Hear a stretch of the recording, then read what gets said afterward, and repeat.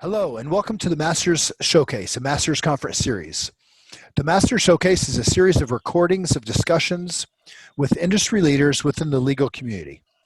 We'll be getting started with today's chat in just a moment, but before we begin, just a few program details. My name is Kevin Clark, and I'm an attorney in Dallas, Texas, and I am head of the Litigation Support Department at Thompson Knight, as well as chairman of the board of the Masters Conference, and I am the host of the Masters Showcase.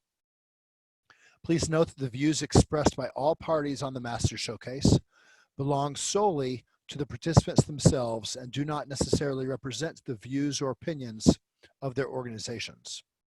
And now to get started with today's Masters Showcase. Today's guest is Jeremy Burdge, who is at Hogan Lovells. Welcome to the Masters Showcase, Jeremy. Thanks, Kevin. Let's go over a little background. Do you want to tell us a little about yourself, Jeremy? Sure. I'm originally from the West Coast in the United States, but have lived all over. My undergrad degree is in behavioral neuroscience, which I didn't think was going to be at all connected to anything I do on my day-to-day job until this whole artificial intelligence thing came around, and now it makes sense. My first job out of the gate and how I got into the industry was a job with Lockheed Martin, supporting the U.S. Attorney's Office in the Western District of New York, doing narcotics and organized crime investigations, which is probably the best job I ever had. From there, I went over to the SEC Enforcement Division in Washington, D.C., where I got into big data analytics and big project management. From there, I went over to the Department of Justice and ran a forensic technology department there, supporting multiple departments at DOJ. And then about 5 years ago, I came over from DOJ over to Hogan Lovells into the legal project management offering that they were just starting up at the time. Very nice. And how long were you over at the government then? It sounds like you had a few different roles. Yeah, probably 5.5 years before coming into big law. Okay, excellent. And how did your degree, how's that playing into what you're doing now with AI and artificial intelligence and analytics? Originally, I didn't see any connection at all from what I did in university coming over into forensic technology. But now there's a lot of similarities between neuroscience and studying the brain and how algorithms work, or artificial intelligence. It's all ones and zeros. A lot of this is binary. It's wires in a box, and then it's trained over iterations. So seeing the similarities between how the brain works and how machine learning algorithms works is very interesting. So it gave me a lot of good foundational intelligence to start figuring out how these strategies play out. Interesting. So what is your role over at Hogan right now? I lead the legal project management teams for all litigation in the Americas. Litigation is a big thing at Hogan Lovells. Within litigation, that includes investigations of white-collar practices, employment, international arbitration, civil litigation, general litigation, class action, and mass litigation across all the Americas offices, including Mexico and Brazil. And do you have any formal project management training? Yeah, so I'm PMP certified, and then coming up through Lockheed Martin. Lockheed Martin is an aerospace and defense company that is heavily project management forward. So before LPM was a thing, legal project management only recently started relatively, and it's a new profession. So not a whole lot of people can say that they have years and years of experience doing it.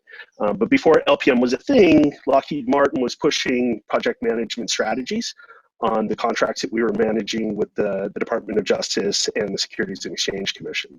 So to maintain profitability on contracts that have finite margins, it's essential to bring in and use project management strategies to make sure you're allocating resources correctly, you're not overspending, that you're getting bills out the door in the appropriate amount of time. And just because of that aerospace and defense ethos that was sort of forced upon me by Lockheed Martin, I started developing those project management strategies before LPM was ever really a thing. Okay. And would you recommend people go get their PMP or other types of, like green belt, black belt, anything like that, any other type of project management certifications, would that be What do you think about your team? Do you encourage your team to get certified for project Absolutely. management? Any sort of certifications or education that they do is going to benefit them as a human being, as a professional, and as an operator in this space in the long run. At the end of the day, though, it is a piece of paper that you pay for that just says you're smart, right? So it's all what you take out of it.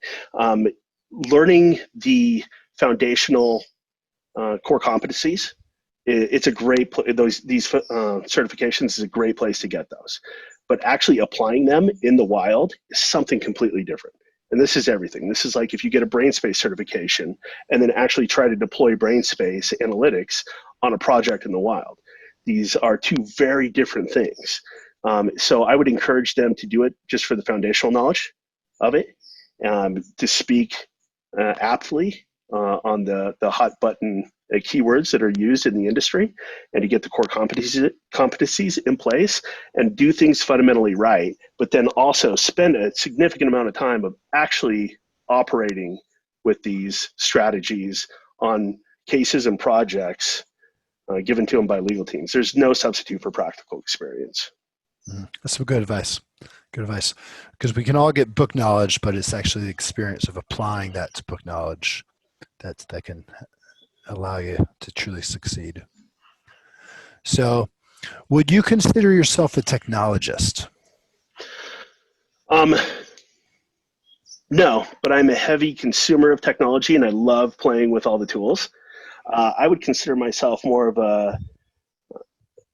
a operational strategist, somebody who can leverage people and processes better using technologies as the back end.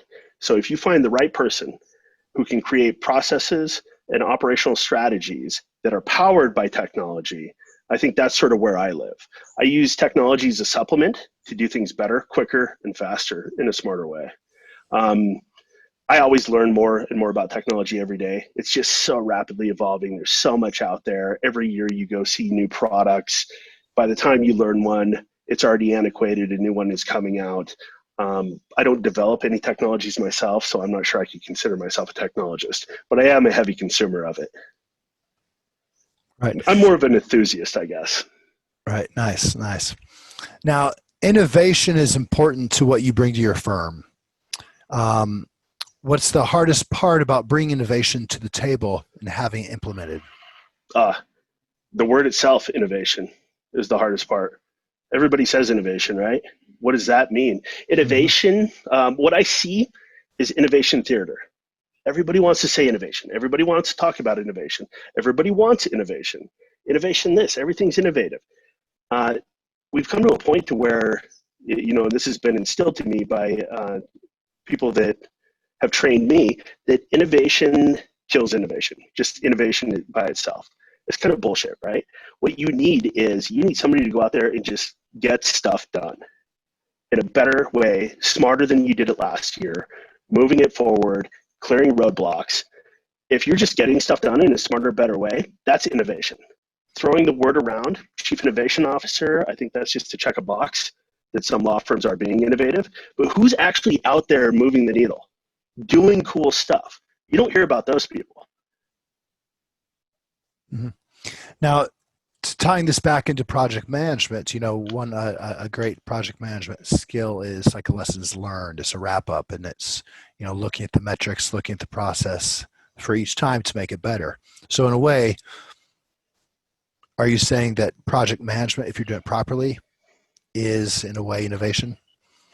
I think legal project managers are the best positioned to bring innovation into the firm, because we are boots on the ground working with the legal teams, but we'll take all that theory, those practice ideas, and actually put them onto cases that are going in motion, test them out, refine them, and go back, reprocess engineer them, find new technologies, and then bring them to the case teams again.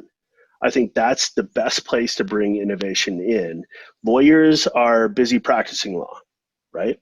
And what they're doing is they're bringing stuff that's brought onto them by a series that has been refined over time. It's precedent, right? They've done the same thing. It's worked every time. Why fix it? Legal project managers can come in, think creatively, bring in new operational ideas, whether it's from the business side or from the practice of law side, bring in new technologies and introduce those, create project plans, get adoption, get movement, and get traction. Once you start getting those early wins, then it spreads like wildfire from there. Other legal teams within the law firm start saying, hey, this legal team over here are using the legal project managers, and they're developing incremental wins. And if you get incremental gains based on new processes or new technologies, other legal teams start wanting some of that as well to make their practice profitable. So it's a great place to bring in and introduce innovative ideas and actually get movement and adoption within the law firm. Once you get that, it starts spreading and it's out of your control. It's like inception. You plant the seed, it becomes their idea, and they just want more of it. Nice. So project management is obviously very important. Are you involved in the actual hiring of your project managers? I am. So I've been extremely lucky to hire my own staff. All of it. I haven't inherited anybody on my team. I got to hand select all of them. So I have 5 directs all throughout the East Coast of the US right now, and taking on different parts of my legal project management portfolio of projects. And we range everything from doing practice support type initiatives all the way down to boots on the ground, embedded project managers on large scale investigations or litigations. So hiring was absolutely key on finding the right talent.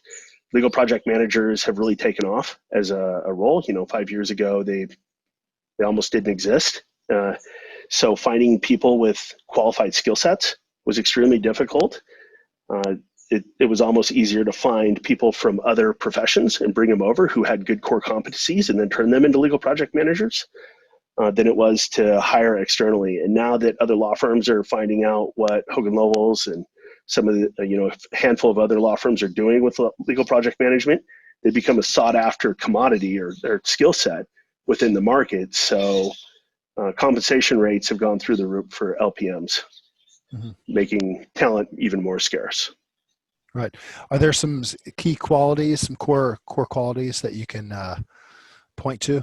Is you're looking for top legal project managers?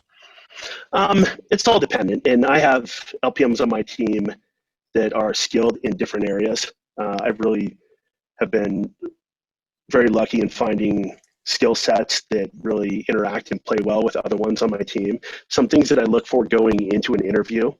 Actually, there's 3 things, and this came off of an article I read about an AI tool that was being used in interviewing talent that would read body language as well as affect, tone, the way you answer questions, add a semantic portion to it, and it would quantify a candidate based on 3 metrics.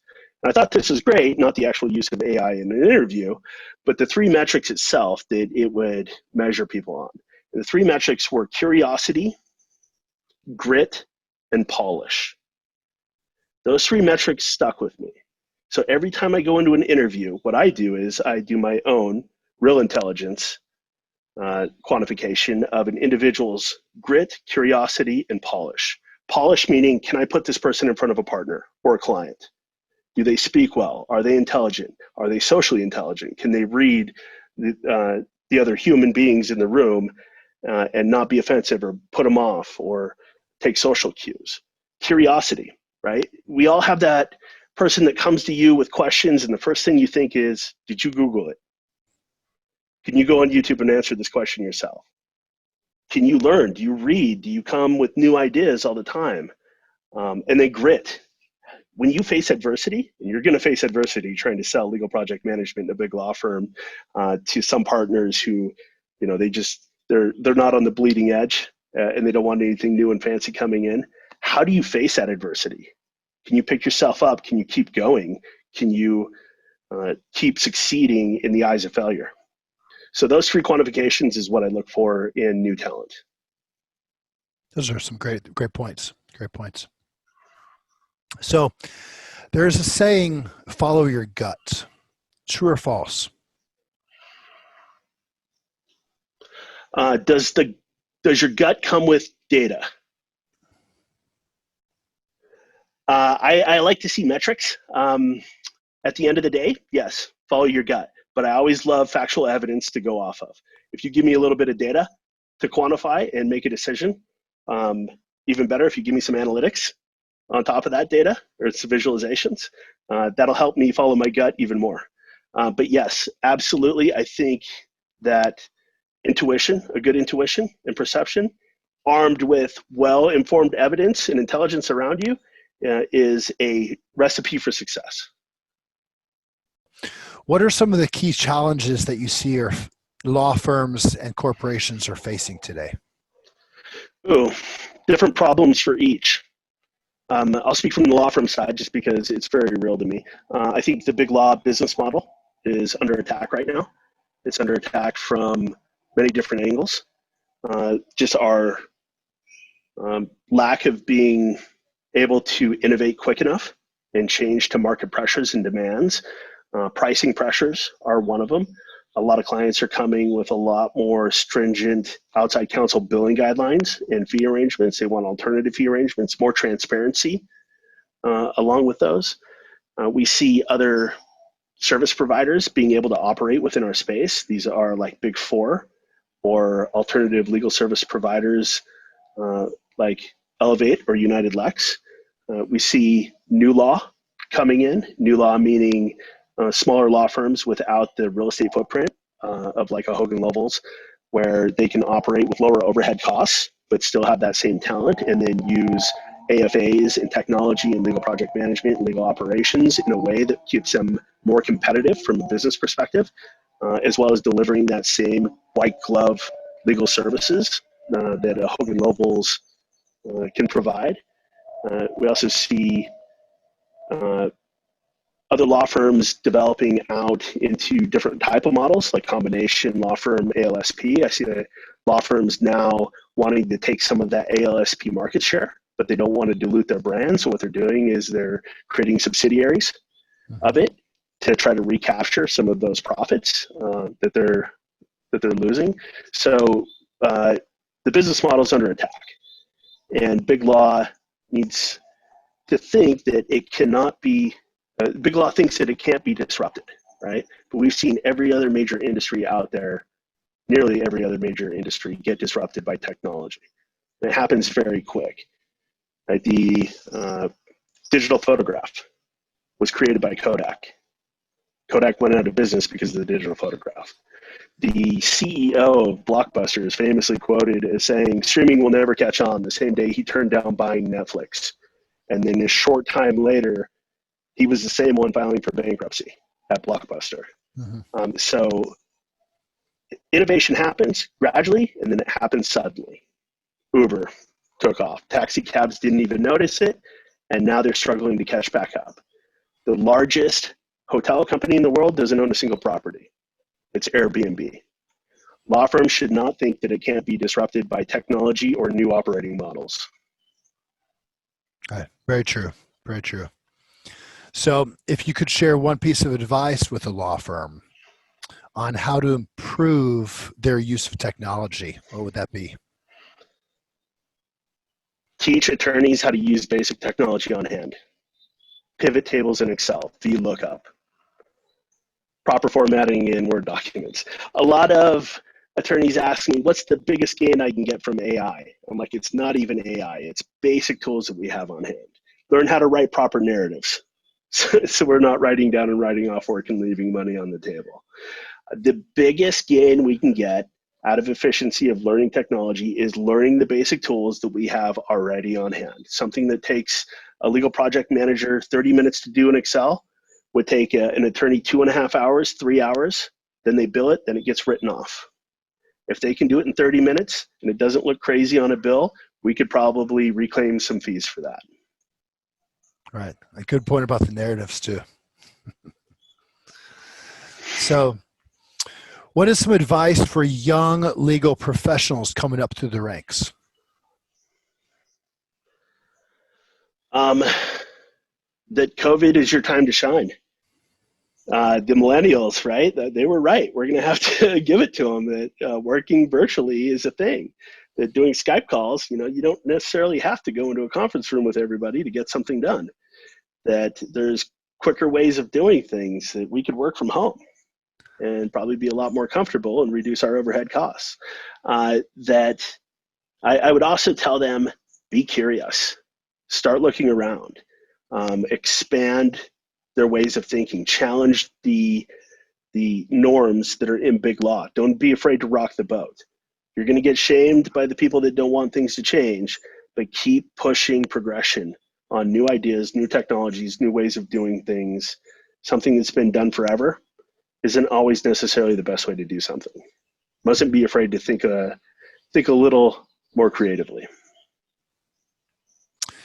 Now, a lot of your focus is on e-discovery and digital forensics.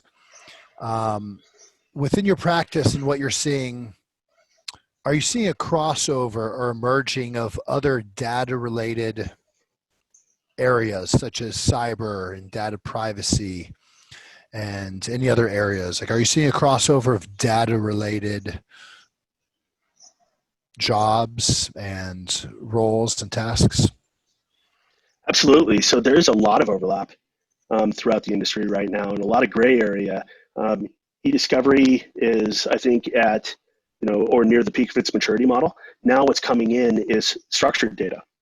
A lot of what we do on some of our bigger FCP investigations or antitrust cartel type investigations is volume of commerce, or going in and taking a look at the procure to pay business process within a company's ERP, or taking a look at the third party master vendor list to go in and see if the proper due diligence has been done and all those are actual third party vendors. So having a structured data guy there is absolutely essential. Another big overlap that I'm trying to bridge right now is between structured data and unstructured data. And these are usually two different silos completely that don't talk to each other. But the amount of interplay there is a rich ground to start bringing out and extrapolating stuff, especially during investigations, because a company's ERP and financial data doesn't happen on its own. It happens from interaction with real human beings, somebody in finance, somebody in HR. So finding what they're doing with the communications piece compared to what's going into a financial system is absolutely essential. And I'll give you a hypothetical here. Let's say that company ABC is being investigated for some sort of fraud. And I can go in and look at their ERP and see transactions are going out on a Saturday night at 3 a.m. to a bank in the BVI that was set up by Mossack Fonseca in Panama. So it's obviously a shell company.